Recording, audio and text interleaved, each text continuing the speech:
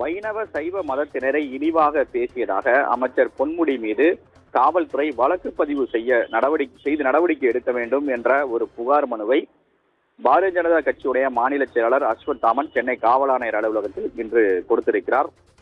இதன் பிறகு அவர் செய்தியாளர்களை சந்தித்தார்.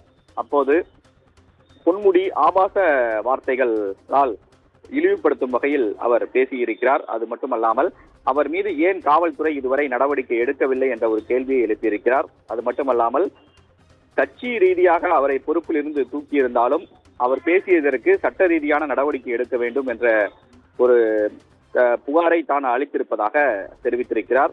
இது மட்டுமல்லாமல் குறிப்பாக அவர் மீது உடனடியாக இந்த நடவடிக்கையை எடுக்க வேண்டும் காவல்துறையினர், காலதாமதப்படுத்தக்கூடாது என்று தெரிவித்திருக்கிறார். காவல்துறை நடவடிக்கை எடுக்காத பட்சத்தில் நீதிமன்றத்தை நாட, சென்னை உயர்நீதிமன்றத்தை நாட நாங்கள் முடிவு செய்திருக்கிறோம் என்றும் அவர் செய்தியாளர்களிடம் தெரிவித்திருக்கிறார்.